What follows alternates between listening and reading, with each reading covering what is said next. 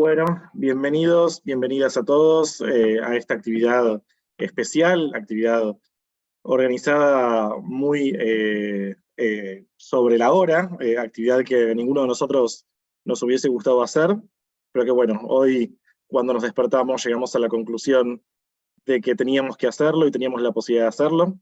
Les doy la bienvenida a todos de parte de los organizadores de esta actividad, Meretz Argentina, Tzavta, Usina Cultural, el periódico Nueva Sion, la Casa de Cultura Rosa Robota y la TNUA Ayomer Atzair. Les agradecemos a todos por estar acá, sabemos que hay gente de distintos países, incluso de Israel, por lo que vi en la inscripción, y bueno, sobre todo un agradecimiento especial. ¿Se escucha bien? ¿Hay gente que dice que no se escucha? ¿No se escucha? Ok, ahí me dicen que hay gente que dice que se escucha. Bárbaro. Buenísimo, muchas gracias. Y un agradecimiento especial por la predisposición constante a Darío Teitelbaum, que es nuestro invitado especial. Ahora vamos a poder conocer más a Darío y escuchar su testimonio de hoy y de lo que se está viviendo en Israel.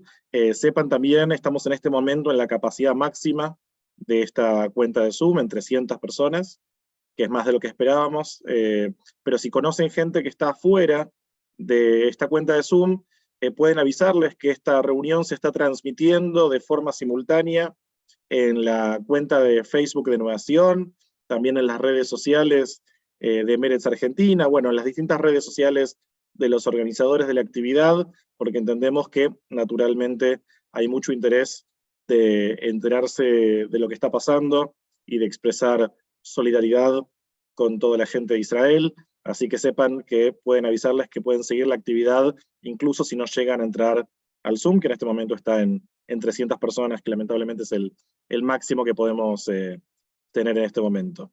Y no quiero empezar sin expresar nuestra solidaridad de parte de las organizaciones que convocan esta actividad, con toda la población de Israel, sobre todo el sur de Israel, que es la zona más afectada. Imagino que, como nosotros, muchos de ustedes habrán estado estas últimas horas viendo las noticias, las imágenes, algunos videos bastante espantosos, que por cierto recuerdo que las fuerzas de seguridad de Israel están pidiendo que no se comparta todo lo que se recibe, no solamente porque hace mal, sino también porque puede llegar a ser un problema a nivel estratégico. Estamos viviendo un día que parece tristemente histórico, y bueno, más allá de las circunstancias espantosas, al menos nos reconforta poder cumplir una función dentro de la comunidad y servir como un puente con la realidad de lo que está pasando en Israel. Así que sin más adelanto, Darío, te doy la bienvenida y de vuelta muchísimas gracias por estar acá. Hola, buenas tardes a todos. Gracias por los cálidos saludos. Es un gran reencuentro con muchos amigos y es una buena oportunidad para intercambiar ideas, más que nada, en esta situación que estamos viviendo en la Israel actual, o quizás la Israel que cambió esta mañana a las 6:30 de la mañana. Así es, Darío, y quería empezar, yo te conozco hace más de 15 años, pero para quienes no tienen esa suerte, quería empezar pidiéndote si podés presentarte, contar, bueno, qué es lo que haces en Israel y también dónde en el mapa de Israel te encontrás en este momento. Sí, la parte más amarilla, digamos, del asunto. Yo soy oriundo de Argentina, vivo en Israel hace 45 años, en el Kibbutz Gvulot, más o menos 7 kilómetros de la Franja de Gaza, quiere decir que vivo en el centro de lo que está ocurriendo en estos momentos en Israel. Soy educador, presidente de la Unión Mundial de Meretz, que es una agrupación política que actúa en 21 países y que va más o menos según los principios de Meretz Israel, pero tiene sus particularidades por trabajar en la diáspora. Y me dedico a la educación, a la divulgación. Soy papá de 13 hijas, la más pequeña en este momento en el ejército, cuidando el borde con la Cisjordania. Y bueno, soy quien soy, y en el pasado de la Shomer HaTzair, en realidad también hoy. Está muy bien. ¿Y físicamente dentro del kibutz estás en tu casa ahora? Ahora estoy en casa. En este momento acabamos de recibir la instrucción de que podemos abrir las casas. Es decir, hasta ahora la instrucción era que estar con llave en las casas, ventanas cerradas, y esto es teniendo en cuenta que yo no estoy en la zona más cercana de lo que ocurre en este momento. Hay en este momento lugares donde se lucha cara a cara para poder recuperar las zonas ocupadas por el Hamas. No menos que zonas, kibutzim especialmente, ocupados por el Hamas. Solo pretender, Darío, ¿a cuántos kilómetros estás vos en este momento de la Franja de Gaza? 7 kilómetros, 7. 7 Sí. kilómetros. ¿Y ves la Franja de Gaza desde tu casa? Sí, por supuesto, por supuesto. Y especialmente la escucho. Y especialmente veo a la gente de Gaza cuando sale de Gaza para trabajar en Israel, 22.000 personas, que me imagino que durante mucho tiempo no van a poder trabajar, y eso quiere decir que sus familias van a pasar hambre a culpa o por culpa de las acciones terroristas del Hamas. Darío, si te parece, ahora que todos te conocemos un poquito más, ¿podrías contarnos cómo arrancó tu día, cómo viviste el día de hoy desde, entiendo, más o menos las 6:30 de la mañana? Sí, por supuesto. A las 6:30 de la mañana mi mujer me despertó, porque si no, no me hubiera despertado, con alarmas y con un intenso bombardeo desde la Franja de Gaza. Muy intenso. Y esto después de semanas y meses en realidad, en el cual hubo un diálogo positivo con el Hamas. Israel le dio varios beneficios, aumentó la cuota de gente que entra a trabajar, de 17.000 hasta 22.000, etcétera, de manera que nos sorprendió mucho lo que está pasando, pero dijimos, ok, esto es una cosa normal en la zona. Ahora, solamente para que la audiencia comprenda, bombardear desde la Franja de Gaza, todos conocen la estación Liniers en Buenos Aires. La gran mayoría de los argentinos la debe conocer. Todos conocen la Plaza de Mayo de Buenos Aires. Me imagino que todos los argentinos la conocen. Bueno, es exactamente eso. Bombardear la Plaza de Mayo desde Liniers. Esas son las relaciones de distancia. Ahora, cuando el bombardeo se transforma en un bombardeo radial y van creciendo las distancias, queda una cosa que o empieza a no quedar claro qué es lo que está pasando. Nos dimos cuenta del asunto cuando nos avisan que hay alrededor de 45 coches del Hamas que irrumpieron dentro del territorio israelí. 45 coches con varios cientos de terroristas, y que ellos se dispersaron entre Kibutzim y las dos ciudades centrales que atacaron, Ofakim y Sderot. Y de esta manera, ahora, las noticias no pasan tan rápido, porque estábamos todos más ocupados en el bombardeo. Hasta que esto comienza a permear, comienza a quedar claro que nada que va a ocurrir en el futuro va a ser lo mismo. El guión de la película, en la cual había una irrupción terrestre desde la Franja de Gaza, ya estaba escrito. Se sabía que podía pasar. No se pensaba que iba a pasar de esta manera.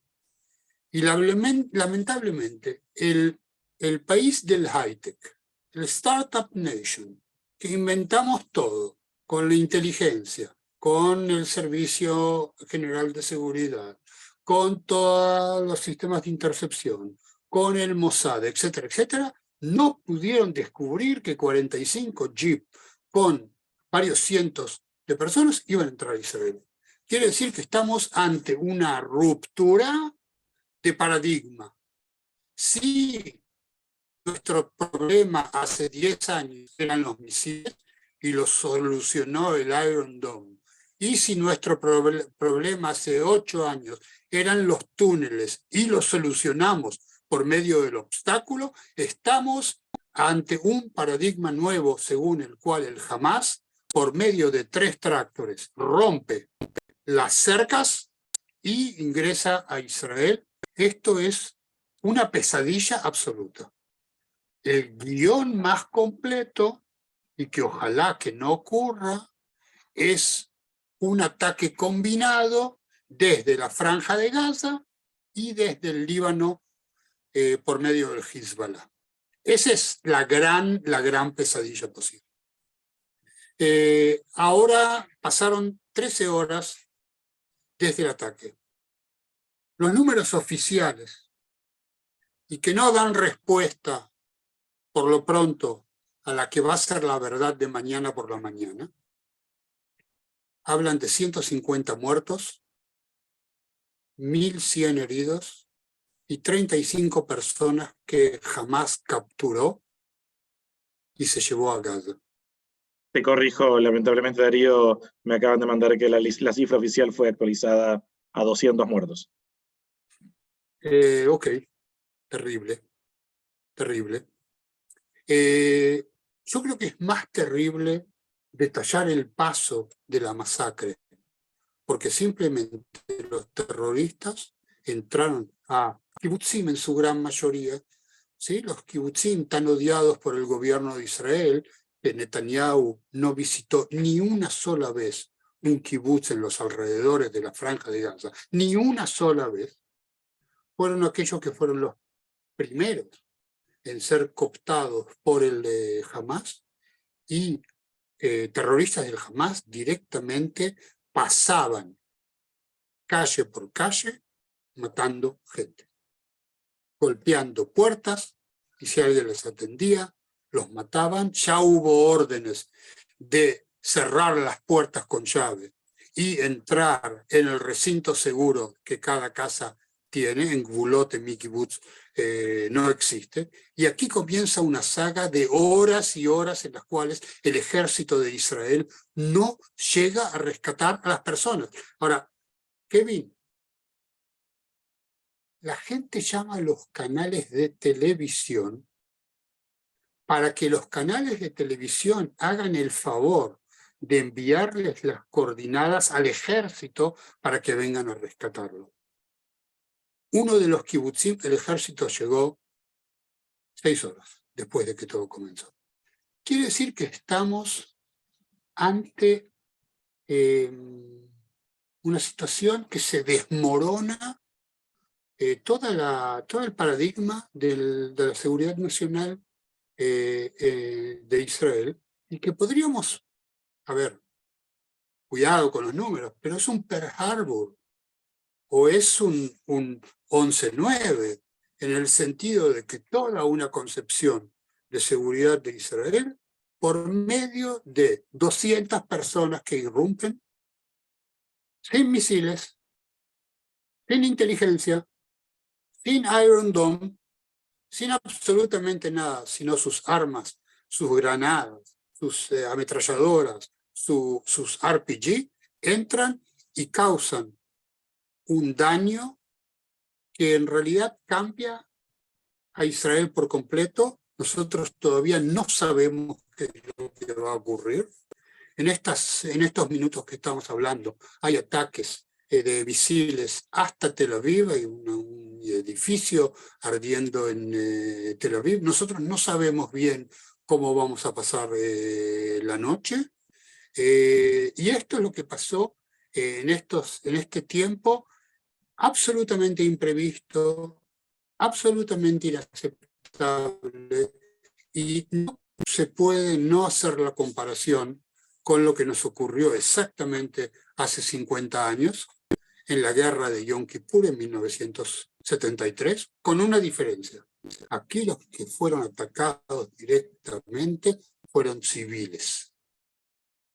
Y eso nos demuestra la monstruosidad de este ente terrorista del Hamás, pero también nos trae así on the face la situación en la cual en Israel no pasa absolutamente nada que mejore la situación en la región. Esto no es un aliciente absolutamente a nada. Ni siquiera en nuestra región, de nuestro lado, hacen algo para que las cosas mejoren. De manera que este gobierno va a tener que pagar el precio. Cuando el humo se disperse, cuando terminemos de contar nuestros muertos, cuando los heridos comienzan a curarse, no me queda duda que este gobierno va a pagar el precio de la misma manera que pagó el gobierno de Golda Meir en el 74. Darío, justo cuando hablabas de la comparación, que creo que es inevitable, la hicimos todos y la escuchamos todos con respecto a la guerra de Yom Kippur, ¿no? Justo cumpliéndose 50 años. Yo justo, confieso, no estoy en Buenos Aires, estoy en Neuquén, vinimos acá con Meretz para hacer una actividad. Aprovecho para agradecer a mi anfitrión Rolo Schneidler de la comisión directiva del Centro Hebraico de Neuquén, y estábamos preguntándonos, viendo todos los canales de televisión que cubrían, cuán diferente es en relación a hace 50 años, que ahora tenemos celulares, que tenemos redes sociales, que podíamos ver en Twitter gente diciendo nadie viene para ayudarnos, lo cual hace incluso más desesperante todo lo que tal vez la gente se enteró después de la guerra de Yom Kippur. Hoy nos enteramos en vivo de todos los errores y todos los problemas, y asumo que va a haber en algún momento una investigación en profundidad para entender cómo pudieron salir mal tantas cosas que se daban por sentado. No sé si Mira, ya hubo voceros del gobierno intentando dar explicaciones. hubo Netanyahu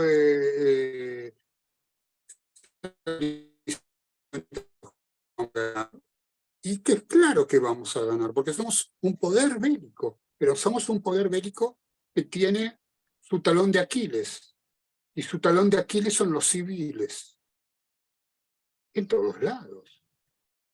Ahora, la gente del norte está igualmente preocupada. Es decir, ahora que pueden ver de qué manera pudo actuar el Hamás, Bemet, en realidad una organización pequeña, dañina, terrible, pero una organización pequeña frente al poderío de Israel. Y este jaque mate que le hace. Y mira, yo evité ver imágenes, esa es la verdad. En la televisión israelí no pasan las imágenes que pasan en todo el mundo. Yo tampoco salí a buscarlas. Pero quiero decirte que esto va a tener que ser investigado. El problema que el gobierno de Netanyahu lo que hizo es decir a todos nosotros que todos los sistemas de investigación de Israel funcionan solamente para derrocarlo a él.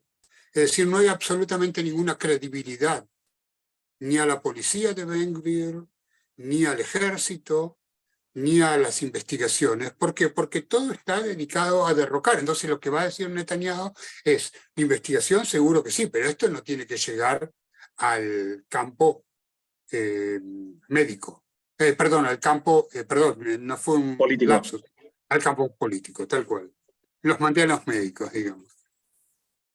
También hablando de la ley de incapacidad que tanto se discutía, creo que la semana pasada. Por supuesto. Ahora, volviendo... quiero solamente agregar una frase más. Nosotros estamos viviendo esta situación hace 20 años en esta región. Y la región crece. Y gente nueva llega a la región. ¿Por qué? Porque piensa que más o menos el tema de seguridad, con altibajos, está cubierto, y le ofrece una buena educación, le ofrece una calidad de vida. Hace pocas semanas llegaron 12 familias a mi kibutz, el kibutz Gvulot. ¿Ok? Esto en realidad también desmorona la idea que tenemos de 90% de paraíso y 10% de demonios de la región. Esto es un golpe muy, muy fuerte para la región de Shara Negev, que está contigua a la de Gvulot, de Eshkol, y quiero sí mencionar una persona muy querida, el intendente de la zona de Shara Negev, Ofir Lifstein, Zichrono Lebrajá, fue abatido por los terroristas en su kibutz en Ajalot. Sí, un espanto. Entiendo que estuvo hace muy poco en Argentina, me dijeron, como parte de una delegación. Tal cual. Y volviendo a tu experiencia hoy, porque sé que estás asentado en esa región de Israel hace muchos años y que conoces mucha gente de los kibutzim de la zona, muchos que también pertenecen a Shomer HaTzair y a otros movimientos. ¿Cómo mantuviste hoy la conexión? ¿Cómo funciona ese momento, digamos, en los refugios? ¿Se empiezan a escribir entre ustedes? Entiendo que también falló el problema el tema de las telecomunicaciones, estuvo un poco complicado el servicio. ¿Cómo te fuiste enterando? ¿Aparecen grupos? ¿Cómo funciona eso en la práctica?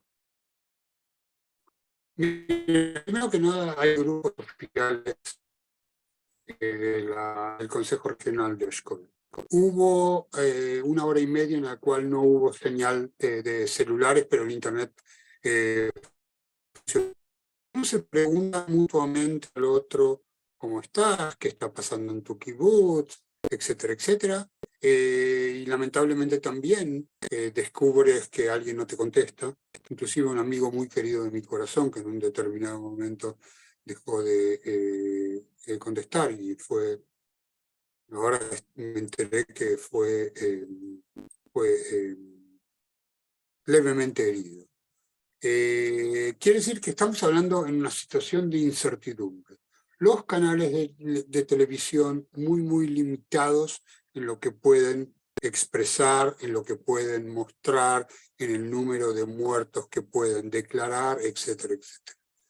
Parte de la comunicación, una comunicación terrible, en la cual te enviaban imágenes de cuerpos mutilados, gente arrestada que los subían a un camión a patadas para llevárselo a Gaza, en realidad no algo que es imprescindible ver. Todo lo demás, querido Kevin, está librado al peor enemigo del género humano, que es la imaginación.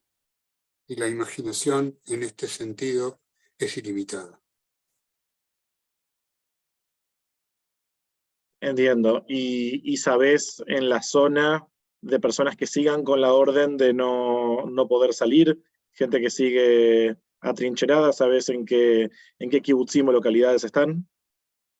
Sí, en este momento 4, en los cuales se entablan luchas callejeras con unidades especiales que finalmente llegaron a esos kibutzim que no son tan lejanos, a vuelo de 17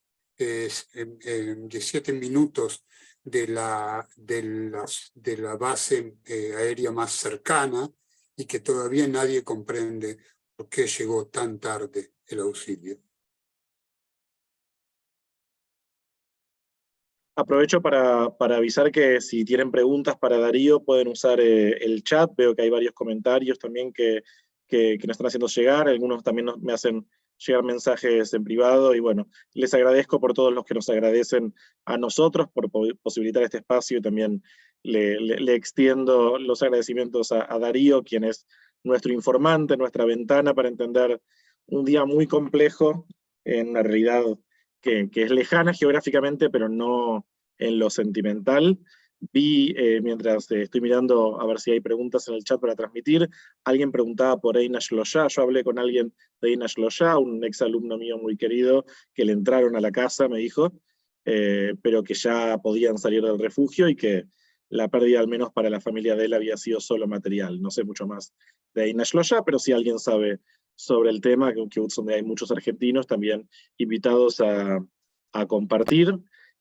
Acá están pasando información sobre Nir Yitzhak, donde Darío y yo tenemos un amigo, Moshe Rosen, que está con heridas leves. Y dicen que están en el cuarto de seguridad. Entiendo que están hace por lo menos 12 horas en Nir Yitzhak, un kibutz con bastantes argentinos. Y acá hay algunas preguntas sobre, saludos a la gente de Bariloche que manda, algunas preguntas sobre que en realidad va más en el lado de la especulación o la lectura, que es, ¿qué pensás que busca Hamás? Yo te escuché en algún medio y en el video que nos mandaste, que te agradezco cuando era muy temprano de la mañana, hablando de esto como un posible suicidio político del Hamás, pero nadie busca activamente su suicidio, así que quería consultarte si tenés alguna idea de por qué Hamás puede estar atrás de esto. Y también agrego una pregunta que se hacen muchos, que es, ¿por qué justo hoy? ¿Y por qué justo ahora? A la segunda pregunta no creo que voy a poder dar una respuesta más allá del simbolismo de parecerse a la guerra de Yom Kippur del 73, la sorpresa, etcétera, etcétera. Me imagino que nada más que eso. Pero yo creo, y acá traté de pensarlo a la mañana, eh, y hablé con amigos para pensarlo juntos, que es la mejor manera de pensar, y queda claro que los palestinos fueron tirados a la zanja por el mundo árabe.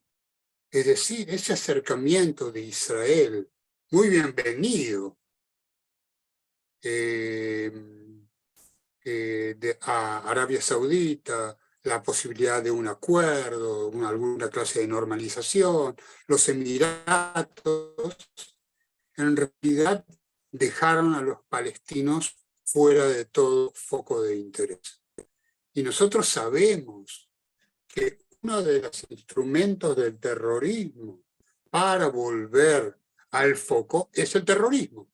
Es decir, es una gran llamada de atención y también una gran llamada hacia los propios estados árabes, diciendo nosotros, los pequeños, los postergados, también podemos causarle daño a ustedes. Los egipcios lo comprendieron muy rápido eso y los echaron. Y en este momento estamos en una relación, o la relación mejor que tuvimos con Egipto desde el acuerdo de paz con Saddam. Intercambio de inteligencia, economía, ayuda mutua en los temas militares, etcétera, etcétera.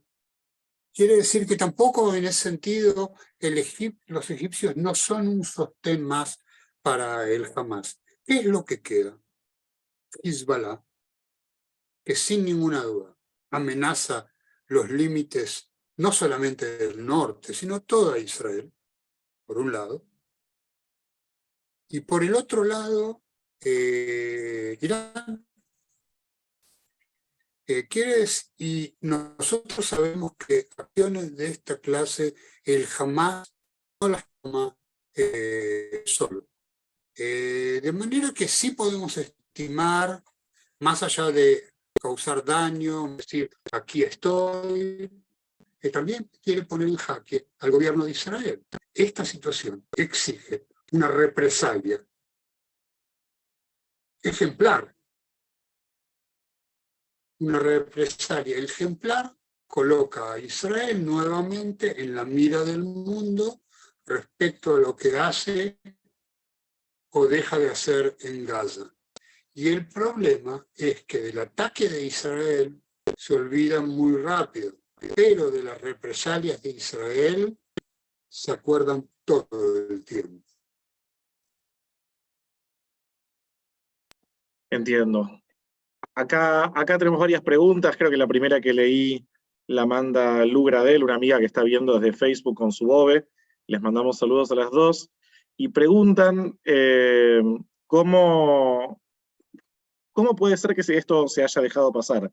¿Cómo puede ser técnicamente, si tenés las herramientas para responderlo, que Israel no haya visto venir este ataque y una vez que lo vio, haya podido tener la penetración que tuvo dentro de las localidades fronterizas israelíes? Y otra pregunta que hace es, ¿cómo pensás que esto puede afectar la crisis política, las manifestaciones, todo el profundo debate que atraviesa la sociedad israelí desde enero a partir de la presentación del golpe constitucional, de la reforma del Poder Judicial, de acuerdo a la jerga oficial del gobierno? Vamos a comenzar desde el fin de tu segunda pregunta. El fin de la respuesta que yo tengo al fin de tu segunda pregunta tiene que ver con de qué está ocupado este gobierno. Uno de los datos más duros del performance, de los resultados de este gobierno, es el número de asesinatos en la calle árabe. Que se triplicaron respecto al número de asesinatos en la calle árabe el año pasado. Esto nos puede indicar de qué está ocupado este gobierno. Y este gobierno está, lamentablemente, ocupado de su maldita reforma o intento de reforma laboral, que no es otra cosa, no laboral, judicial, que no es otra cosa que un golpe de Estado judicial, llevando a este país al borde de una dictadura y quizás con un pie adentro. Los gravísimos errores, en realidad, el fracaso absoluto del ministro de Seguridad Interna, Ben-Gvir, y lo que está ocurriendo en este momento dentro del propio ejército. Hay que decir muy rápidamente, todos los pilotos que avisaron que si continúa la legislación no van a presentarse a Miluim, a la reserva, todos ellos se presentaron esta mañana en el momento que fueron llamados. Quiere decir que en el momento que requiere la defensa de la nación, también aquellos que están ya 38 semanas en las calles de Israel protestando contra este gobierno, se presentan. Ahora, respecto a qué es lo que ocurre, qué lleva a esta impericia, a este error, a este fracaso, sin ninguna duda, parte del asunto tiene que ver con la autoimagen que Israel tiene de sí misma. Somos el Startup Nation. Tenemos todo el high-tech, tenemos todos los sistemas de detección. Y a veces nos olvidamos que por medio de herramientas rudimentarias, ¿sí? Los camiones, 2 o 3 tractores que bajen la cerca, fuerzas pueden entrar. Evidentemente hubo acá un problema de detección inmediata de cuando irrumpieron. Pero yo creo que acá es toda una concepción, de la misma manera que la concepción de la línea de Bar-Lev cayó en 1973, acá hay una concepción que también cae. Nosotros todos, la gente de la región, nuestros queridos muertos y Joronam Lebrajá, nuestros heridos, toda la gente que está amedrentada, todo el daño psicológico de los chicos, pagamos ese precio de esa corrupción del pensamiento que se dedicó a tratar de cambiar las leyes de Israel en lugar de defender a Israel.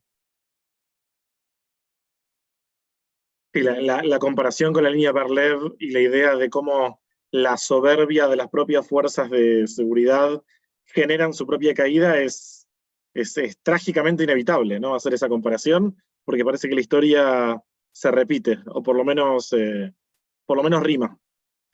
Sí, yo quiero agregar acá una cosa con tu permiso, Kevin. Sí, Cuando los terroristas entraron a los kibutzim, fundamentalmente a los kibutzim, se encontraron con la oposición de los armados del kibutz. Hay organizaciones dentro del kibutz que se reparten zonas para cuidarlas con armas, etcétera, etcétera. Nosotros no sabemos cuántos de ellos cayeron, defendiendo a su propia gente, a su propia familia, a sus propios amigos, a su propia vida en el kibutz. Lamentablemente, el gobierno de Netanyahu cortó la asistencia de todos estos oficiales kibutzianos, les sacó puestos y redujo el número de armas que tenían para defenderse. ¿Por qué? Porque se consideraba que no eran parte de la hipótesis de conflicto. La hipótesis de conflicto se rompió en media hora. Media hora alcanzó para que algunos cientos, todavía no sabemos los números exactos, irrumpieran a Israel y que los kibutzim casi no tenían con qué defenderse. acá Marky Levy, nuestro compañero, si no me equivoco, del Kibutz Siquim, está intentando entrar al Zoom, pero me hacen llegar una reflexión que leo y también te consulto tu opinión, Darío. Marky escribe: hay una falta de confianza en relación al actual gobierno y la negligencia militar en prever la iniciativa de Hamás. Este episodio es comparado con la guerra de Yom Kippur en 1973. Hay también docenas de secuestrados en Gaza, la mayoría civiles. Hubo una gran fiesta en el Kibutz Reim con más de 3.000 jóvenes. Entre ellos hay muchos muertos y rehenes. Hay que recordar que es Netanyahu el que prefirió a Hamás por sobre la autoridad palestina, o sea, Abu Mazen. Él creía que de esta manera impedía la opción del Estado palestino. Otro problema, la reacción del ejército de Israel, que llegó tarde, pues más de 220 Gdudim, divisiones, estaban en Cisjordania, protegiendo las colonias judías en Judea y Samaria. Creían que jamás no quiere guerra, que prefería la plata de Qatar y aumentar el número de palestinos que trabajan en Israel. Todo era una visión delirante. ¿Qué te parece esto que nos hace llegar, Marky? Primero, Marky es mi maestro, y un buen alumno no contradice al maestro, o quizás sí, pero el análisis de Marky es un análisis claro, contundente, y yo creo que a lo único que puedo referirme es a la falta de confianza al gobierno. Nunca quedan claras cuáles son las motivaciones de Netanyahu en sus acciones, y la gran mayoría de ellas despierta la sospecha que tiene que ver algo con su juicio, y para no ir a la cárcel, como tendría que estar. Esta mañana un amigo me preguntó: che, ¿será que permitieron al Hamás entrar para tener un pretexto para poder borrar Gaza? Y yo le dije: ¿te estás escuchando la pregunta que te preguntás? Es decir, ¿cuál es el nivel de conspiración que conlleva a la falta de confianza que hay hacia Netanyahu, hacia su ministro de Seguridad Nacional, Ben Gvir, su ministro de Finanzas Smotrich, todos ellos imputados por acciones de terrorismo? Es decir, en ese sentido, yo creo que esta situación actual va a profundizar la falta de confianza. Lo que no podemos acá,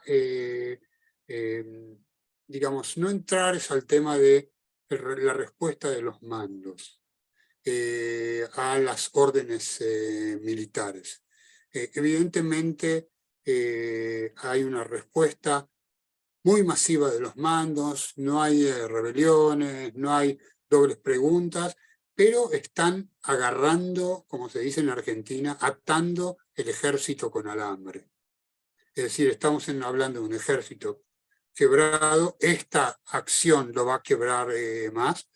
Quiere decir que uno de los efectos colaterales va a tener que ser el cambio de estructura del ejército de Israel.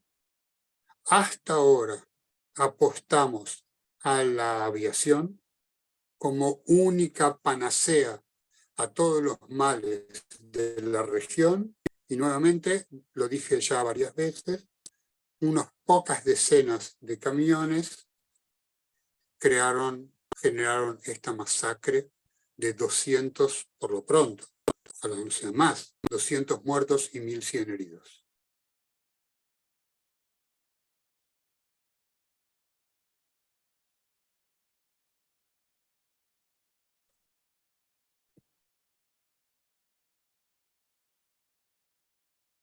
Ahí está, no me andaba bien el mouse, perdón. La verdad que esa pregunta conspirativa creo que la escuchamos todos hoy. Hace un ratito se escuchaban en las redes sociales rumores, no me gusta difundir rumores, pero sí quería saber si estaban llegando también a Israel y si aparecían en los medios de comunicación algún tipo de noticias sobre actividad en Cisjordania. Y si ahora que se habla de la posibilidad de un segundo frente proviniendo del Líbano, si también se habla de qué puede pasar con los palestinos en Cisjordania en respuesta a esto que está pasando, como un potencial tercer frente en este episodio que se está abriendo ante nosotros. Mira, por lo que yo sé, en este momento no hay grandes movimientos en la Cisjordania, a pesar de que los últimos meses sufrimos muchos atentados en la Cisjordania. Yo trato de no tejer en mi cabeza conspiraciones, pero cuando hay guerra, hay guerra. Y pasan cosas. Y en este momento, lamentablemente, Israel hizo todo lo posible para debilitar a la Autoridad Nacional Palestina y por el otro lado le demanda hacerse cargo de los atentados. Es decir, hacerte cargo de los atentados, pero armas no. Hacerte cargo de los atentados, pero vehículos no. Y esa es la demanda de la extrema derecha en Israel. Mira, Kevin, en cada paso que da este gobierno se descubre el nexo espurio entre los nacionalistas, los mesiánicos y los ortodoxos, que van uno a las espaldas de otro, ¿sí? Entonces se giran de tal manera que constantemente está en 360 grados para cuidar su presa. Lo que hacen los ortodoxos es darle poder a Netanyahu, lo que hacen los mesiánicos es aprovecharse para chantajear a Netanyahu y seguir con sus pasos para evitar lo que yo considero tiene posible, que es la idea de dos estados para dos pueblos. No hay un solo día en la Cisjordania en la cual no hay violaciones de los derechos humanos. Es cierto que hay un profundo terrorismo, que hay que desarticularlo. Es cierto que hay una educación anti-israelí, que eso también hay que erradicarlo, pero la autoridad palestina tiene que erradicarlo. Y justamente una autoridad palestina debilitada, cuando Israel le da ventajas al Hamas, nos lleva a la situación que estamos sufriendo este día. Darío, ¿pensás que es inevitable a esta altura el ingreso de fuerzas terrestres a Gaza?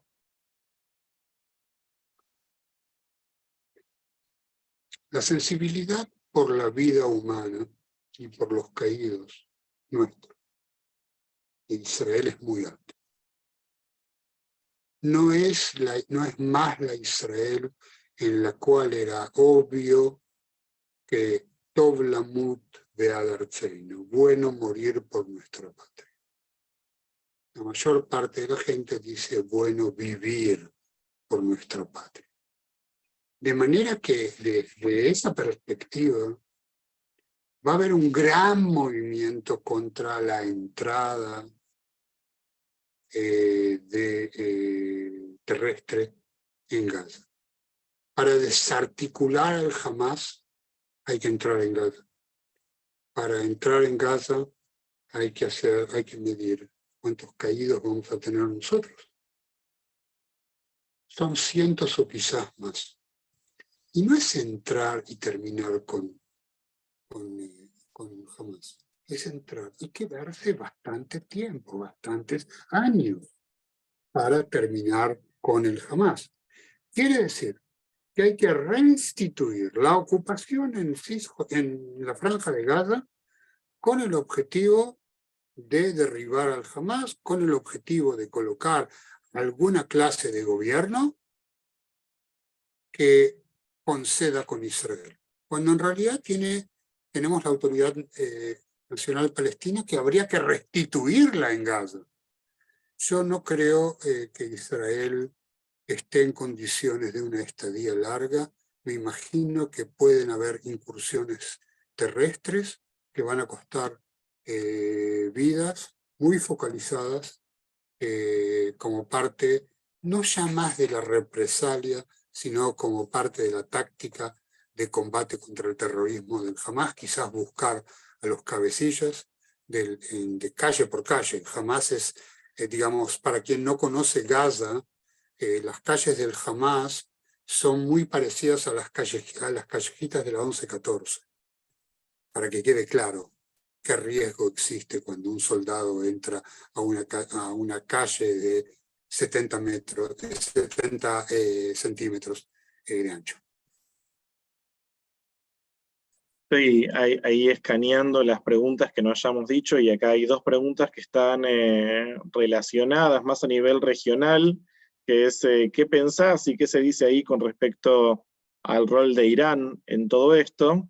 Y de la vereda de enfrente, si se cree que esto puede demorar o directamente suspender lo que parecía cada vez más inminente, que era un acuerdo de paz y normalización de relaciones con Arabia Saudita. Yo te voy a decir, Kevin, yo no estoy acá como analista político. En realidad presto testimonio de mi vida, de lo que estoy haciendo en el kibutz, de este día, de alguna clase de estimaciones. Irán, más malo de lo que es, no va a poder ser. Aunque lo dibujemos, ¿sí? Son malos, son los malos de la película, no solamente para nosotros, sino para todo el mundo. Ahora, ¿hasta qué lugar van a llevar los iraníes su influencia en el Medio Oriente, de tal manera que todos se transformen en proxies ciegos que hacen lo que Irán dice? Va a depender mucho de la presión internacional, de los acuerdos internacionales. Y yo creo que en ese sentido lo deja muy claro el presidente de Estados Unidos cuando trata, por un lado, de cerrar el deal con Arabia Saudita, que es un acercamiento a Israel, y que por el otro lado vuelve a alguna clase de negociaciones con Irán. Ahora, si vos me preguntás cuál es el contacto directo entre los 200 muertos que tenemos esta noche en Israel y que el número lamentablemente va a crecer, es tratar de colocar el tema palestino, colgarlo sobre el tema iraní.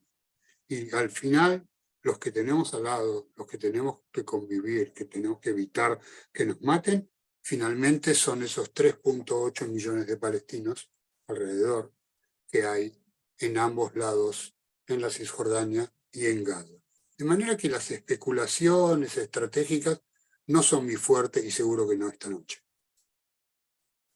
Entiendo. Y con respecto al panorama político, como israelí, te digo, y también como israelí involucrado en política, hace un rato veía un video del jefe de la oposición, Yair Lapid, diciendo que estaba dispuesto a ser parte de un gobierno de emergencia, un gobierno de unidad, como ocurrió varias veces en situaciones de guerra.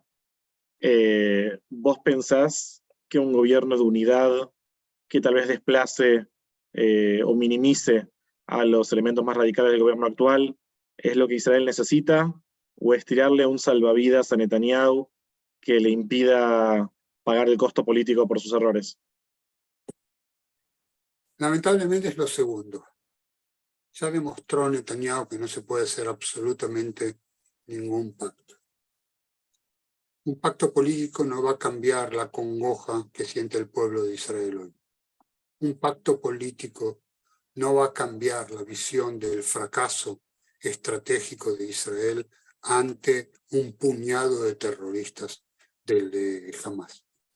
Evidentemente, si el gobierno de unidad nacional o de emergencia nacional no estuviera encabezado por Netanyahu, el Likud le diga, Netanyahu no va más, deja a otro que haga un gobierno de unidad nacional con Gantz, con Yesh Atid, con el Lapid, y de esa manera expulsar a los falcinerosos de la derecha mesiánica, ya sí.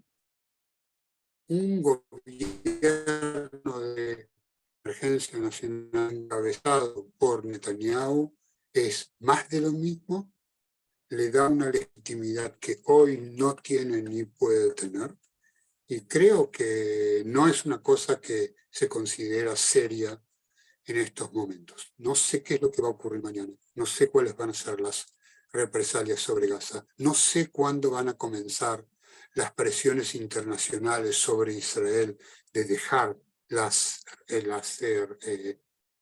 ataques a Gaza, que Gaza evidentemente jamás se lo merece. Pero hay que decir todo el tiempo.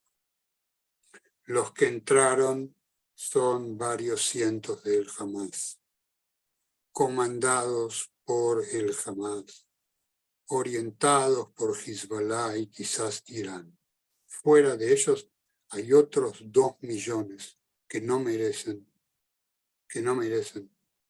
lo que su propio gobierno les está causando, sembrando terror entre ellos y llevándolos a la situación de hambre.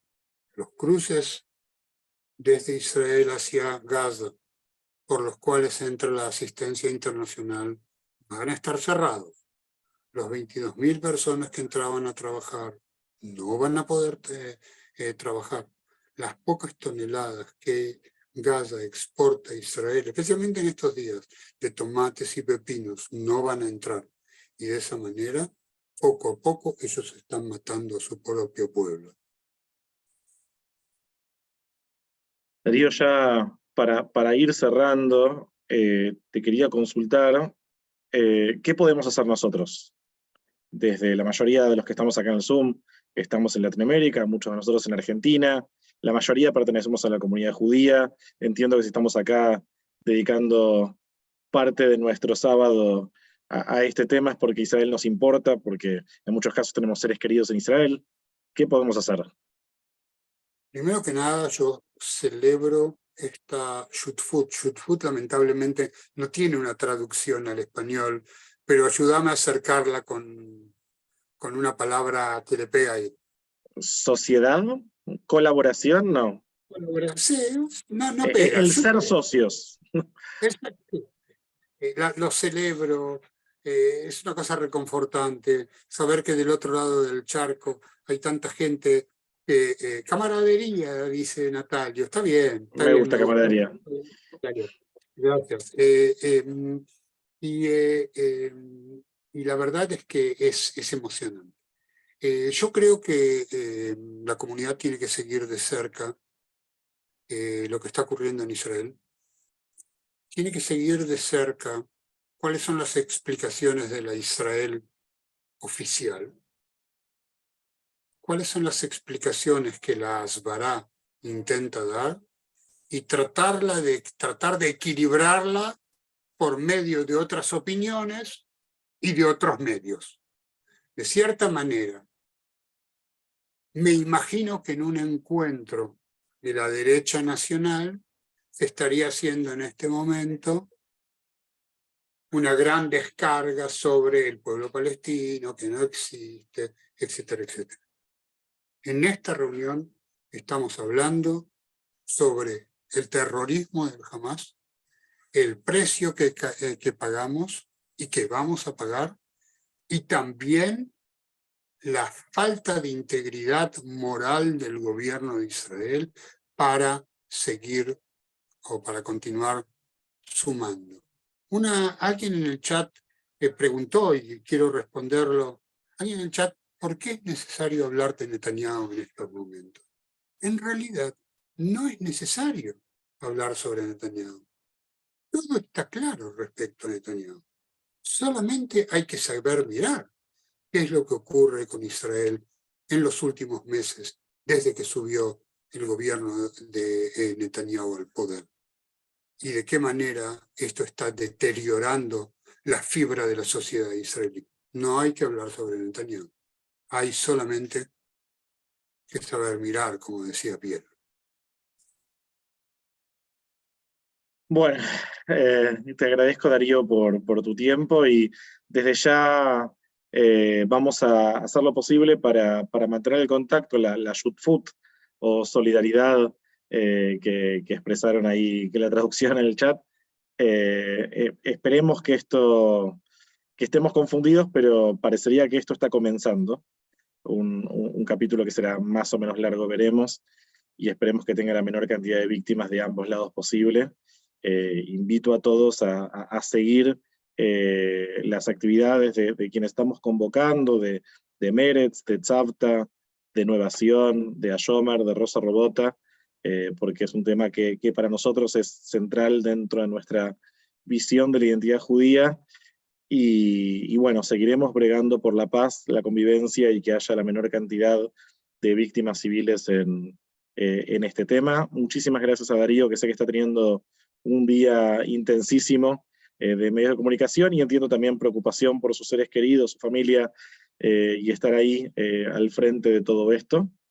Y muchas gracias a todos los que se conectaron.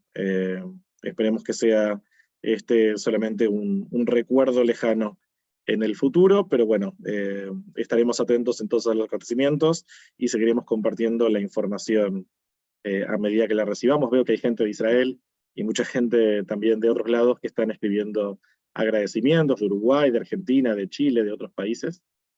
Y bueno, de nuevo, nuestra solidaridad con toda la gente que está ahora en refugios, preocupada, buscando seres queridos, y esperemos que esto pase. Esto también en algún momento pasará. Muchísimas gracias, Darío. Gracias a ustedes. Abrazo. Gracias.